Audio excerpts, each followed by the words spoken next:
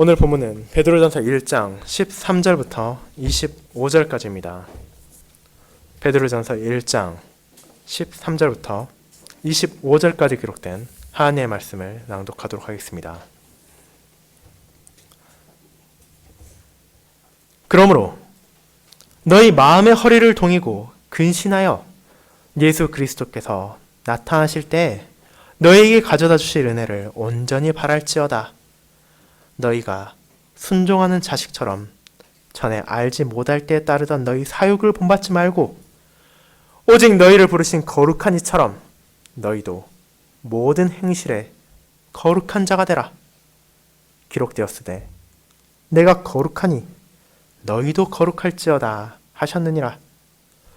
외모로 보시지 않고 각 사람의 행위대로 심판하신 이를 너희가 아버지라 부른즉 너희가 나그네로 있을 때를 두려움으로 지내라.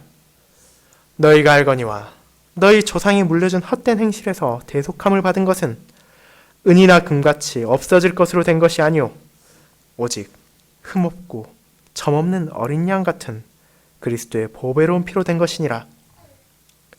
그는 창세전부터 미리 알림 받으시니나 이 말세에 너희를 위하여 나타내신 바 되었으니 너희는 그를 죽은 자 가운데서 살리시고 영광을 주신 하나님을 그리스도로 말미암아 믿는 자니 너희 믿음과 소망이 하나님께 있게 하셨느니라.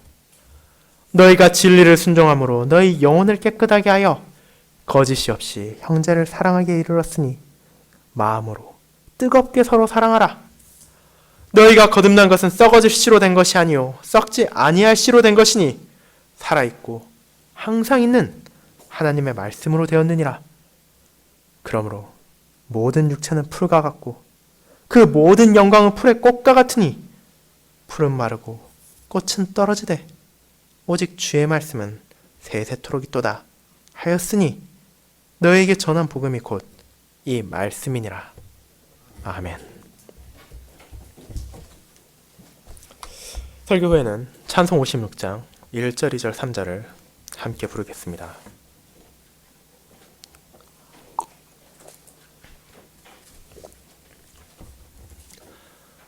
사랑하는 주 예수 그리스도 안에 있는 형제 자매님들, 우리는 소망 혹은 확실한 장래를 바라보며 살아가는 사람과 그렇지 않은 사람들은 많은 면에서 다르다는 것을 발견할 수 있습니다. 같은 학교를 다니면서도 자신의 미래에 대해서 생각하고 계획을 세운 후에 그에 따라 하루하루를 살아가는 학생과 아무런 생각 없이 되는 대로 하루를 보내는 학생은 쉽게 구분할 수 있으며 많은 경우 그들의 결과 역시 확연한 차이를 드러내곤 합니다. 직장에서도 마찬가지입니다. 자신이 하는 업무를 진지하게 받아들이고 그 속에서 끊임없이 발전을 생각하며 추구하는 사람과 아무런 생각 없이 그저 시키는 일을 하기만 하는 사람이 같은 결과물을 산출하진 않습니다. 그리고 이 땅에 살아가는 신자들 역시 이것을 결코 남의 얘기로 받아들여서는 안 됩니다. 우리에게 주어진 분명하고 살아있는 소망이 있음에도 불구하고 이를 바르게 인식하지 않고 살아가거나 혹은 이것이 자신의 삶과 분리되어 있는 것처럼 살아가는 사람들이 존재합니다. 그렇지만 자신의 소망이나 자신의 미래를 바라보며 학생이나 직장인이 살아가는 것처럼 하나님께서 주신 소망을 가진 신자들은 그 소망에 따라 살아가며 자신의 삶을 정의해야만 합니다. 그렇지 않다면 아무리 입으로 소망을 말하며 주장한다 하더라도 그것은 공허한 외침에 불과할 뿐이며 자신의 열매를 통해서 스스로의 어리석음을 증명할 뿐이기 때문입니다. 자신의 편지를 통해 이 땅에서 외인이며 나그네로 살아가는 성도들에게 하나님의 은혜와 평강이 더욱 많을 것을 전한 베드로는 그들에게 소망 안에 살아가는 신자의 삶에 대해서도 전합니다. 굳건한 소망을 가지고 살아가는 신자의 삶이란 세상의 삶과 구별된 것이기 때문입니다. 사도는 소아시아의 지방의 신자들에게 자신들의 하늘아버지를 따라 거룩하게 살아야 할 것을 권면하며 동시에 그분을 바르게 경외할 것을 알려줍니다. 그리고 그와 같은 삶에서 형제와 자매를 진정으로 사랑해야 한다는 것을 가르칩니다. 이 모든 가르침은 당시만이 아니라 오늘날의 신자의 삶에 있어서도 동일하게 적용되어야 하는 것이며, 이 땅의 하나님의 백성으로 소망을 가지고 살아가는 신자라면 누구라도 알아야 하며 그에 따라 살아가야 하는 소명이기도 합니다. 사도 베드로가 성령 하나님의 영감을 받아 1세기 성도들에게 전했으며 오늘날 우리에게도 전해진 이러한 가르침의 내용을 신자의 삶이라는 제목으로 나누고자 합니다. 그리고 이러한 가르침이 우리의 삶을 통해 어떻게 증거되어야 하는지를 다음의 세 부분으로 알아가고자 합니다. 첫 번째, 아버지를 따르는 거룩한 삶. 두 번째, 하나님을 바르게 경외하는 삶. 세 번째, 서로를 뜨겁게 사랑하는 삶이 바로 그것입니다. 먼저 아버지를 따르는 거룩한 삶에 대해 알아보겠습니다. 형제자매 여러분, 지난 시간 우리는 사도 베드로가 어떻게 현실 속에서 고난을 받으며 어려움을 겪고 있는 신자들에게 은혜와 평강에 대해서 말할 수 있는지를 알게 되었습니다. 로마의 점령지에서 외인이며 거류자로 살아가는 성도의 삶은 결코 즐겁고 수월한 것이 아니었음에도 불구하고 베드로는 감히 그들이 세상의 그 무엇과도 비교할 수 없는 산 소망을 가지고 있다고 선언합니다. 하나님의 긍휼하심으로만 주어지는 신자의 진정한 소망은 썩지도 아니하고 더럽혀지지도 않으며 쇠하지도 않는 놀라운 유업의 약속이었습니다. 이 소망은 이 땅이 아닌 하늘에 간직되어 있으므로 안전하게 지켜지고 있으며, 주님의 백성들은 하나님의 보호하심으로 그분의 나라에서 이 유업을 받을 날까지 지켜지고 있습니다. 물론 그럼에도 그들의 삶에는 기쁨과 즐거움만이 가득한 것이 아니었습니다. 현실적으로 성도들은 박해와 어려움을 받고 있었습니다. 그리고 이것은 점점 더 가열차질 것을 베드로는 알고 있었습니다. 하지만 그러한 고난과 박해가 아무런 의미가 없는 것이 아니라는 것을 분명히 설명합니다. 하나님의 뜻에 순종하기 위해 신자들이 어려움을 겪을 때 그것은 바로 귀한 금을 재련하는 것 같이 그들의 믿음을 연단하여 성도의 마음에서 세상적 욕망과 헛된 자만심을 제거하고 오직 그들이 모든 삶을 통해 하나님을 온전히 의지하며 그분 안에서 주어지는 위로만을 붙잡도록 하는 것이었기 때문입니다. 그와 같은 연단된 믿음을 통해 하나님께서 주시는 영혼의 구원을 신뢰하는 주님의 백성들은 비록 예수님을 눈으로 보지 못했음에도 믿으며 사랑하며 그분 안에서 기뻐할 수 있었습니다. 그리고 이 구원은 성령 하나님의 역사하심으로 구약시대 선지자들부터 전한 것이었으며 사도들과 복음 전하는 자들이 선포했으며 오늘날에도 하나님께서 자신의 종인 목회자들을 통해 선언하시는 구원의 약속, 복음이었습니다. 이와 같은 산 소망이 있기에 베드로는 성도들에게 은혜와 평강이 있음을 선언할 수 있는 것입니다. 그리고 이제 사도는 하나님의 은혜로 받은 산 소망이라는 진리를 알려준 후 그러한 진리에 따라 살아가는 삶이란 어떤 것인지에 대해 전합니다. 그리고 이러한 삶의 태도는 결코 앞부분에 전한 산 소망과 분리되어 있는 것이 아닙니다. 오히려 그와 같은 산 소망의 진리를 가지고 있기에 그 속에서 살아가는 삶에 대해서 말하는 것입니다. 이를 우리는 가장 먼저 나오는 그러므로 라는 표현으로 알게 됩니다. 3절부터 12절을 통해 긴 한 문장으로 신자가 가진 산 소망에 대해 아름답게 표현한 베드로는 이제 그러한 산 소망이 있기에 편지를 받은 수신자들에게 너희들이 이와 같은 은혜, 거듭남과 산 소망, 하나님의 보호와 유업을 받았다면 마땅히 삶에 있어서도 그러한 소망을 받은 자로서 살아가야 한다는 것을 이어져 나오는 가르침에 전제로서 알려주는 것입니다. 참된 진리를 안다는 것은, 참된 소망을 안다는 것은 그저 머릿속에 담긴 지식으로 멈추는 것이 아니며 그에 따라 살아가는 삶으로 열매를 맺으며 증거되기 때문입니다. 하지만 그와 같은 삶의 태도는 결코 가벼운 마음으로 쉽게 할 수 있는 것이 아닙니다. 이는 그들의 삶의 자세와 삶에 대한 관점을 완전히 바꿔야 한다는 것을 필요로 합니다. 그렇게 사도는 구체적인 삶에 대해 알려주기 전 그들이 마음을 다잡고 소망 속에서 살아갈 준비를 하라고 말합니다. 이를 베드로는 마음의 허리를 동이고 라는 표현으로 나타냅니다. 이 표현은 당시 로마와 근동지방 사람들의 복장이 어땠는지를 생각할 때 이해할 수 있습니다. 1세기 그 지역 사람들의 복장은 오늘날과 같지 않았습니다. 남성들은 긴 천으로 온몸을 두르는 토가라는 옷을 주로 입었으며 유대인들 역시 토가는 아니지만 발목까지 내려오는 긴 옷을 입고 다녔습니다.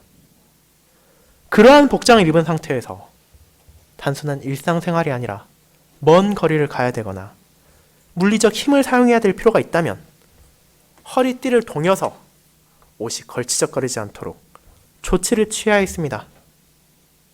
그리고 이 표현을 통해 사도는 이제 성도들이 느슨했던 세상적 관습에 따라 살아가는 것이 아니라 자신들의 소망, 다가올 하나님의 나라를 바라보며 그 나라에 걸맞는 삶을 살아가기 위하여 자신의 마음을 동이고 준비를 하라는 것을 알려주는 것입니다. 그리고 이 요구는 이어져 나오는 근신하라는 말로 더욱 강화됩니다. 우리는 일반적으로 근신이라는 표현을 잘못에 대한 처벌로 생각하곤 합니다. 학생들이 잘못을 하거나 공인들이 문제를 일으켰을 때 그들은 근신 처벌을 받거나 스스로 이를 행하곤 합니다. 하지만 베드로가 말하는 근신을 원문에 가깝게 해석하면 이는 분별력이 있고 냉철하라는 뜻을 가지고 있습니다. 이것은 정신이 깨어있다는 것을 반영하는 것이며 이와 반대되는 표현은 술 취한 자입니다. 술에 취한 사람은 자신의 몸을 다스릴 수 없으며 자신이 무엇을 행하는지도 어디로 가는지도 모르고 잘못을 행하기도 합니다. 하지만 신자들은 이미 주님의 인자하심을 경험하였으며 그분의 공로로 주어질 유업의 약속을 자신들의 산 소망으로 가지고 있는 사람입니다. 그들이 향할 목적지가 분명하며 그곳까지 나아가는 데 있어 필요한 삶의 자세 역시도 하나님께서는 알려주셨습니다. 그렇기에 아무런 생각 없이 술 취한 사람들이 비틀거리며 이리저리 가는 것처럼 움직이는 것이 아니라 정신을 차리고 깨끗하고 냉철한 판단력으로 오직 주님을 바라보는 것이 필요하다는 것을 알려주는 것입니다. 그들의 산 소망이 주님께서 다시 오실 영광의 날에 주어질 기쁨에 있으며 오직 하나님의 긍휼하심을 통해 이것이 은혜로 주어질 것이기에 해이해진 정신으로 적당히 살아가는 것이 아니라 옷깃을 추스리고 허리를 동이고 정신을 차리고 주님의 날을 바라보며 기다려야 한다는 것을 베드로는 알려주는 것입니다. 그리고 이 모든 자세의 필요성에 이어 사도는 이어져 나오는 신자의 삶의 또 다른 전제에 대해서 말합니다. 그것은 바로 하나님과 성도 간의 달라진 관계에서 비롯된 것입니다. 지금 이 편지를 수신하는 사람들은 유대인도 존재했지만 이방인 출신도 적지 않게 존재했습니다. 그러한 출신과 상관없이 그들 모두는 하나님의 뜻을 바르게 알지 못하고 순종하지 않을 때 하나님의 원수였습니다. 죄에서 잉태하여 육신의 소욕을 따르고 순종하지 않는, 그리고 그분의 계획을 어떻게든 방해하고자 했던 악한 존재가 거듭나기 전 모든 사람입니다. 하지만 그들은 우리가 앞서 본 바와 같이 주님의 공로로 인해 새롭게 되었습니다.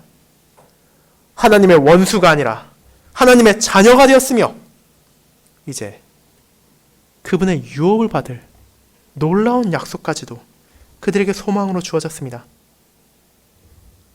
그렇게 성도들은 이제 자신들이 받은 놀라운 은혜로 인해 하나님을 아버지라 부를 수 있게 되었으며 자기 자신을 하나님의 자녀라 칭할 수 있게 되었습니다. 그렇다면 자녀는 부모를 향해 어떠한 자세를 지녀야 합니까? 그 답은 순종하는 자세입니다. 세상의 자녀들이 부모를 따르고 그들의 말에 순종하는 것이 자연스러운 행동인 것처럼 하나님의 자녀된 자는 마땅히 그분의 자녀로서 살아야 합니다. 성인들은 쉽사리 자신들의 어릴 적 과오를 잊고 자신들의 자녀들이 말을 듣지 않는다고 불평을 하기도 하고 힘들어하기도 합니다. 하지만 자녀로서 부모에게 순종한다는 것은 아무런 노력 없이 쉽게 되는 것이 아닙니다. 기본적으로 자기 자신이 아니라 누군가의 뜻을 따른다는 것은 스스로를 내려놓고 낮춘다는 것을 의미합니다. 비록 부모와 자녀라는 특별한 관계 속에서 이것이 다른 사람에게 순종하는 것보다는 수월하다 하더라도 이 역시 그냥 되는 것은 아닙니다. 그렇기에 사도 베드로는 신자들에게 앞서 말한 바와 같이 마음의 허리를 동이고 근신하라는 요구를 통해 그들의 마음가짐을 바꾸라는 가르침을 준 후 그렇게 해야 하는 이유를 우리가 순종하는 자녀로서 아버지의 뜻에 따라야 하기 때문이라고 알려줍니다. 하나님의 뜻에 순종하기 위해서는 우리가 이전에 따르던 사욕, 악한 욕망들을 버려야 하는 것입니다. 왜냐하면 그것이 하나님께 합당한 것이 아니기 때문입니다. 그들이 알지 못할 때 무지로 인하여 살아가는 악한 자세는 더 이상 있어서는 안 됩니다. 어떠한 과거를 가졌다 하더라도 그들이 어떠한 상황을 마주한다 하더라도 이제 하나님께서 그들의 하나님이 되셨으며 그들의 아버지가 되셨기에 성도들은 그분의 가족으로서 순종적인 자녀가 되어 살아가야 하기 때문입니다. 그리고 베드로는 성도들에게 아버지께 순종한다는 것은 악한 욕망을 버리는 것으로 끝나는 것이 아니라 그들의 하나님, 그들의 거룩하신 아버지를 따라 거룩하게 살아가야 한다는 것을 알려줍니다. 순종적인 자녀가 된다는 것이 어떻게 거룩한 삶으로 이어집니까? 이는 바로 우리의 아버지 되시고 그들의 아버지 되신 하나님께서 거룩하신 분이기 때문입니다. 우리가 순종해야 할 대상이며 우리의 아버지가 되신 분께서는 세상의 피조물이 아니라 온전히 거룩하신 하나님이십니다. 그러한 하나님께서 이스라엘 백성을 자신의 백성으로 부르셨으며 이제 이방인들까지도 복음을 통해 언약 백성으로 부르셔서 자신의 자녀로 삼으셨습니다. 그분께서 이제 그들과 특별한 관계를 맺으셨기에 자신의 백성들에게 그분의 거룩함을 따라 살아갈 것을 요구하십니다. 이 요구 중 가장 대표적인 것이 베드로가 인용한 레위기 11장에 기록된 바로 이 말씀입니다. 내가 거룩하니 너희도 거룩할지어다. 하나님께 순종적인 자녀로 살아간다는 것은 세상을 따라 살아가는 것이 아니라 우리의 거룩하신 아버지를 따라 그분의 거룩하심 속에서 거룩한 삶을 살아간다는 것입니다. 이제 우리 아버지 되신 하나님께서는 자신의 계명과 자신의 말씀을 통해 어떻게 살아가는 것이야말로 진정으로 거룩한 삶인지를 알려주셨으며 그러한 아버지께 순종하는 자녀로서 우리 역시 마땅히 그러한 삶을 살아가야 합니다. 우리 주 예수 그리스도의 온전하신 사역을 통해 우리는 죄의 노예이자 하나님의 원수였던 존재에서 하나님의 자녀가 되고 소망을 가지고 살아갈 수 있는 영광스러운 은혜를 입었습니다.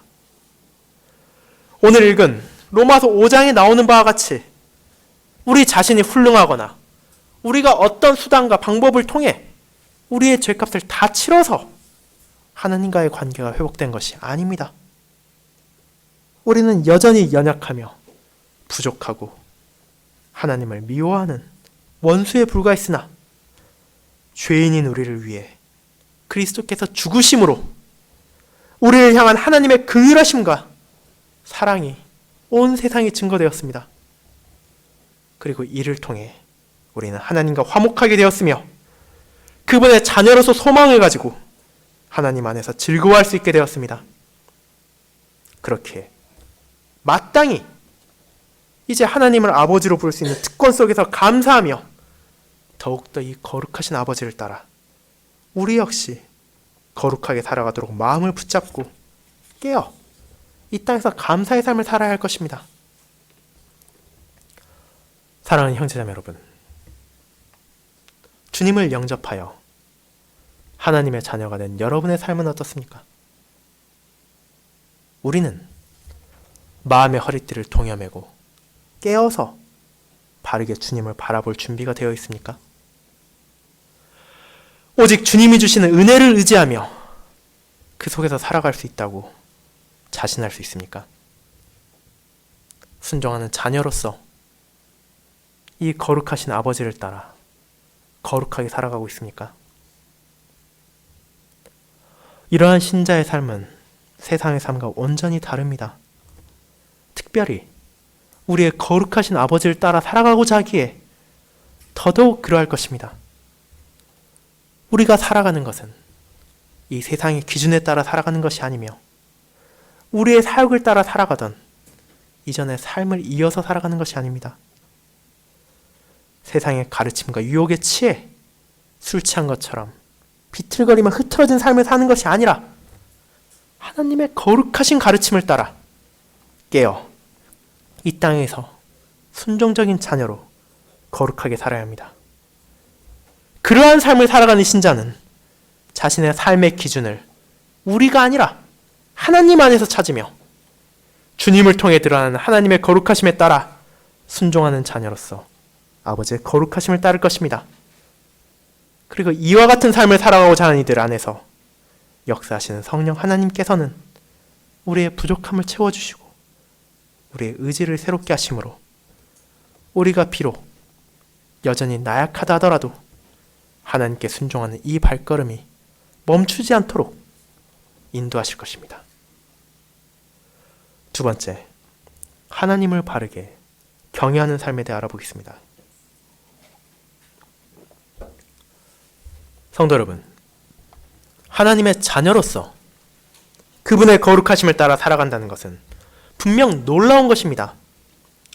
이것은 기존에 우리의 삶에 대한 관점과 삶에 대한 자세를 바꾸는 것이며 그럼에도 소망 안에서 살아가는 모든 신자들에게 요구되는 것입니다.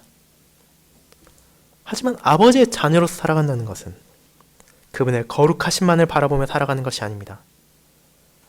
동시에 세상의 자녀들이 마땅히 부모를 경외하는 것 같이 우리 역시 하늘의 아버지를 바르게 존경해야 할 필요가 있습니다. 이 점을 사도 베드로는 이어서 설명합니다. 이는 우리의 아버지가 되신 하나님께서 누구이신지를 바르게 아는 것으로 시작합니다. 베드로는 심판주로서의 하나님을 외면하지 않습니다. 그리스도의 날이 오면 독생자이신 예수 그리스도를 통해 하나님께서는 세상의 산자와 죽은 자들을 모두 재판하실 것입니다. 그리고 그 재판은 겉모습이나 외식을 따르는 것이 아니라 그들의 모든 행위대로 이루어질 것입니다. 이 심판에는 어떠한 속임수나 부패, 타락도 영향을 끼칠 수 없으며 하나님께서는 그분의 공의와 공정하심에 따라 판단을 내리실 것입니다. 그러한 하나님을 바르게 고백한다는 것은 그분의 자녀로서의 삶에도 영향을 미칩니다.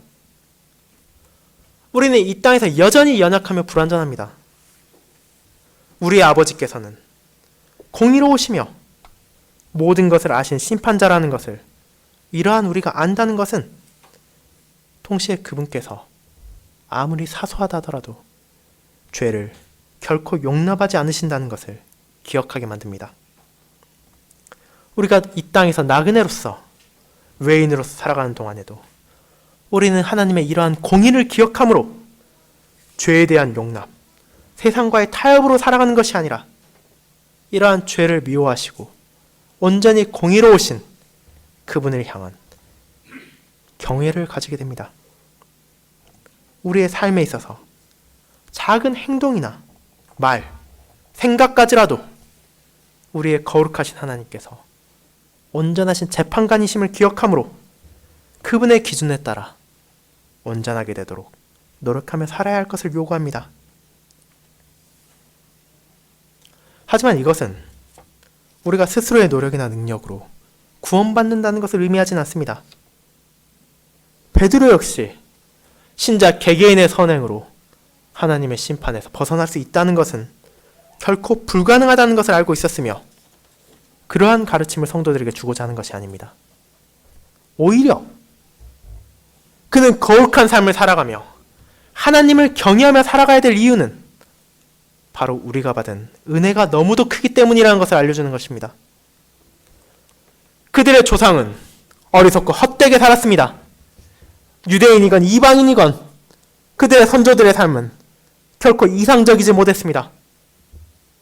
하나님의 가르침을 받은 자는 그에 따라 살아가는 것을 거부하고 살아갔으며 언약 백성 중에서도 자신의 욕망에 따라 살아가는 자들이 너무도 많았다는 것을 우리는 성경을 통해 알게 됩니다. 그리고 하나님의 말씀을 받지 못한 자들은 자신들의 악함 속에서 기뻐하며 헛되게 행동하며 헛되게 살아가고 의미 없이 죽어갔습니다. 지금 이 말씀을 듣는 성도들 역시 하나님의 은혜가 아니었다면 그들의 조상과 동일한 어리석고 의미 없는 삶을 살아갔을 것이나 이제 그들에게는 자신들의 조상들과 다른 큰 차이가 있습니다. 그것은 바로 대속함을 받았다는 것입니다. 그들의 죄값이 대신해서 치러졌으며 그에 따라 찾아올 형벌에서 벗어날 수 있게 되었습니다. 이러한 대속의 값은 결코 가볍지 않았습니다. 사도는 다시 한번 금과 또 은을 언급합니다. 은과 금은 지금이나 그때나 세상에서 값진 것 중에 하나이며 이와 같은 귀금속이 충분한 양이 있다면 구하지 못할 것이 없는 것처럼 느껴지기도 합니다. 집과 재산은 물론이거니와 원한다면 로마의 시민권과 명예, 직위까지도 구할 수 있습니다. 하지만 아무리 귀한 은과 금이라 하더라도 언젠가는 없어질 세상의 죄화에 불과하며 이것을 아무리 사용한다 하더라도 우리의 죄값을 조금 더 갚을 수 없습니다. 우리의 죄를 대속할 수 있는 것은 세상에서 멸시받으며 박해받으셨으나 흠도 없고 점도 없으신 거룩한 주님, 우리의 그리스도의 보배로운 피로만 가능한 것이었습니다. 그분의 구속의 결과로 신자는 죄와 죽음에서 벗어나 예수 그리스도의 소유가 되었으며 그분 안에서 받은 믿음과 소망으로 살아가며 우리의 아버지시자 심판주이신 하나님을 바르게 두려워하며 살 수 있게 되었습니다. 이러한 그리스도를 통한 대속의 사역을 하나님께서는 자신의 백성들을 미리 아심같이 창세전부터 계획하셨으며 이제 그분을 통하여 하나님의 구속 역사에 오직 그리스도의 재림만이 남은 이 말세에 드러내셨습니다. 주님을 통하여 드러난 하나님의 긍휼하심과 사랑과 공의를 알게 된 신자들은 이제 하나님을 믿을 수 있는 은혜를 받았으며 그러한 믿음 안에서 하나님을 향한 사랑과 존경과 두려움이 있게 되었습니다. 이러한 성도들에게 전한 사도의 가르침은 결코 가벼운 은혜가 아니었습니다.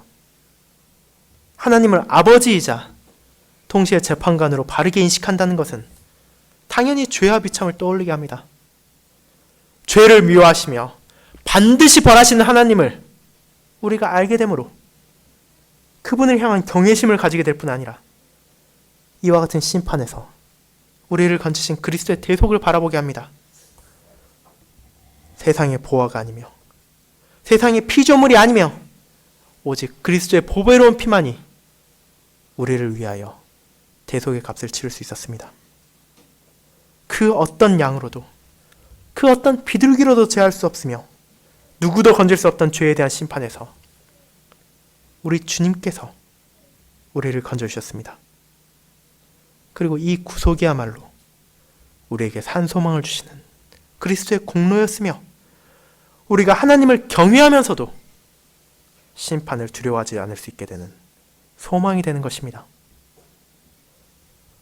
사랑하는 성도 여러분, 저와 여러분은 이 땅에서 살아가며 하나님을 바르게 경외하며 그분의 공의를 두려워하고 있습니까? 오늘날 세상의 많은 교회들은 하나님을 향한 이러한 경외심을 점점 없애가고 있습니다.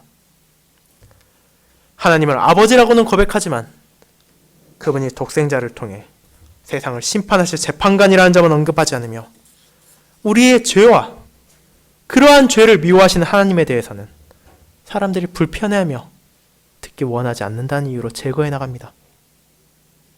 그리고 그에 대한 결과로 많은 신자들은 하나님의 말씀을 들으면서도 하나님을 경외하고 두려워해야 할 이유를 알지 못하며 그에 따라 자연스럽게 하나님을 향한 이러한 감정들을 자신 안에서 소멸시키고 있습니다.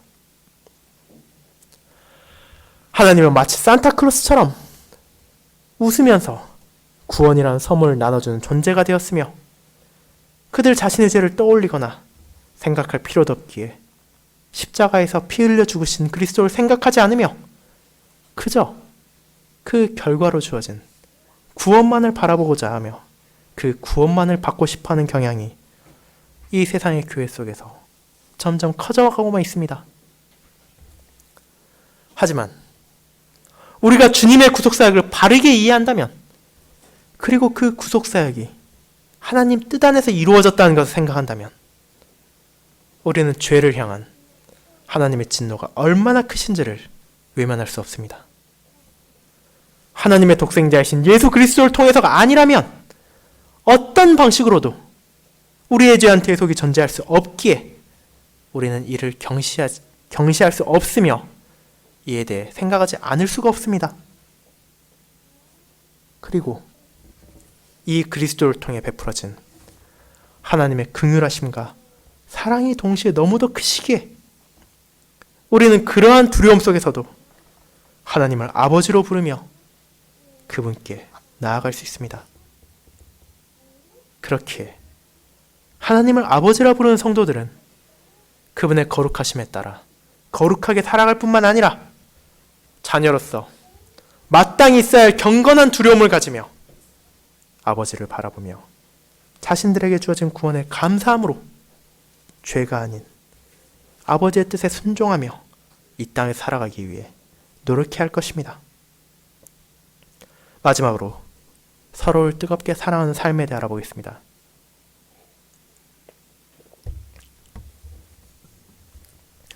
여러분, 이와 같은 그리스도의 복음 안에서 하나님의 자녀로서 아버지의 뜻에 순종하여 거룩하게 살아가고 그분을 바르게 경외하며 살아가는 자세를 우리는 함께 나누었습니다.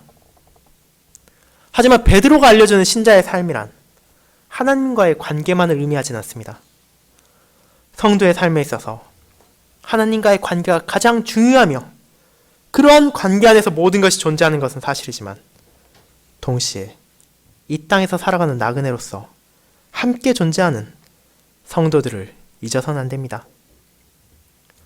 사도들은 하나님과의 관계 안에서 이제 성도들과의 관계를 어떻게 맺어야 하며 그러한 관계의 근원이 무엇인지를 신자들에게 알려줍니다.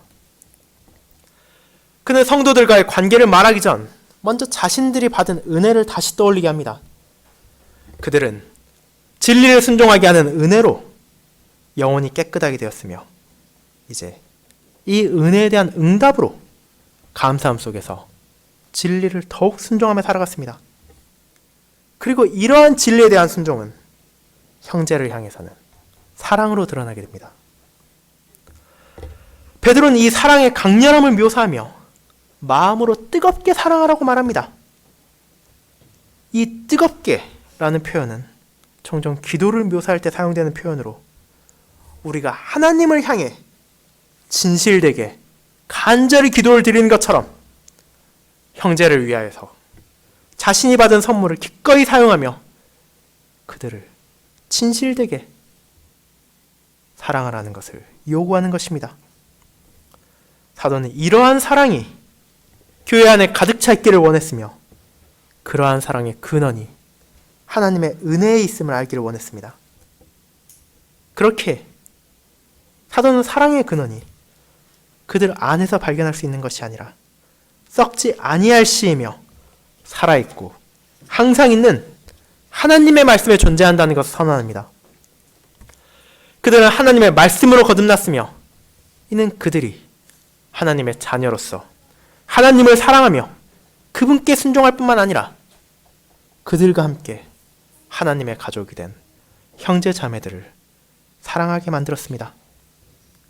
그리고 주의 말씀이 세상의 육체와 존재와 달리 세세토록 있으며 영원토록 변하지 않을 것이기에 그에 따라서 거듭난 자들의 형제 사랑 역시도 일시적인 것이 아니라 계속돼야 하는 것이며 이러한 형제와 자매를 사랑하는 삶을 통해 동시에 자신이 하나님의 자녀로서 아버지를 사랑하며 가족들을 돌본다는 것을 증거할 수 있게 되는 것입니다.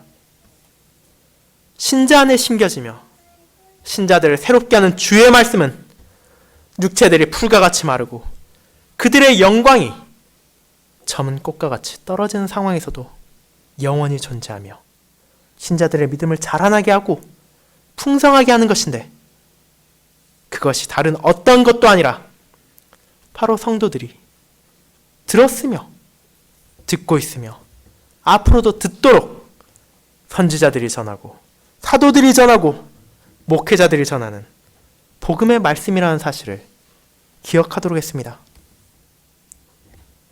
이와 같은 형제와 자매를 향한 진실되며 뜨거운 사랑을 주님께서는 자신의 삶을 통해 증거하셨으며 우리에게 보여주셨습니다. 주님의 제자들과 백성들은 온전하지 못했습니다. 그들은 끊임없이 흔들렸으며 의심했으며 불신했으며 어리석었습니다. 주님께서는 그들의 약한 모습을 아시며 보시며 경험하셨습니다. 그럼에도 불구하고 그분께서는 자신의 사랑을 베푸셨습니다. 그들이 흔들릴 때 붙잡아 주셨으며 그들이 의심할 때 그 의심을 지워주시고 그들이 어리석었을 때 진리를 가르쳤으며 그들이 불신할 때 믿음을 다시 세워주셨습니다. 그와 같은 모든 방식을 통해 형제와 자매를 사랑하는 것을 보여주시는 주님께서는 자신의 제자들에게 그들 역시도 주님과 마찬가지로 서로를 사랑할 것을 명령하셨습니다. 이를 주님은 다음과 같이 말씀하셨습니다. 새 계명을 너에게 주노니 서로 사랑하라. 내가 너희를 사랑한 것 같이 너희도 서로 사랑하라. 너희가 서로 사랑하면 이로써 모든 사람이 너희가 내 제자인 줄 알리라. 요한복음 14장 34절 35절 말씀입니다. 사랑하는 형제자매 여러분, 우리의 형제와 자매 사랑은 이와 같은 그리스도의 사랑을 반영한 것입니다. 이 사랑은 구체적이며 실천적이어야 하며 말로만 행해져서는 안 됩니다. 자신의 백성들을 사랑하기 위해 모든 것을 내어주신 그리스도의 사랑을 따라 우리 역시 형제와 자매를 위해 때로는 자신을 희생할 수 있어야 하며 그들이 주님 안에서 믿음이 더욱 강건해지도록 함께 도와가야 합니다. 그리고 이 모든 것이 우리 자신이 훌륭해서가 아니라 오직 영원하신 하나님의 말씀에 근거하여 그분을 사랑하며 그분의 자녀가 되며 그분을 두려워하기에 가능한 것임을 기억함으로 이 사랑을 결코 멈추지 말아야 합니다.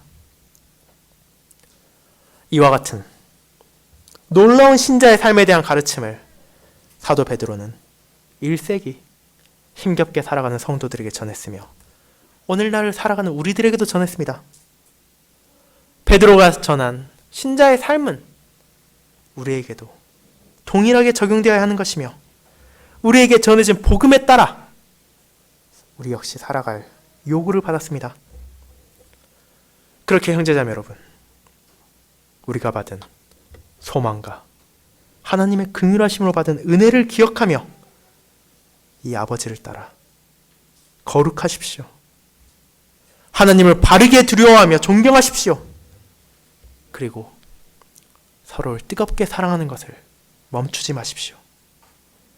이러한 삶을 통해 우리는 하나님의 자녀라는 것을 세상에 증거할 뿐만 아니라 주님의 제자라는 것을 드러낼 것입니다. 이와 같은 삶을 위한 노력을 멈추지 마시고 이를 위해 우리 안에서 역사하시는 성령 하나님의 인도를 따라 살아가십시오. 주님을 향한 감사로 이러한 삶을 살아가고자 하는 모든 성도들에게 쇠하지 않을 영원한 주님의 말씀이 함께할 것입니다. 아멘.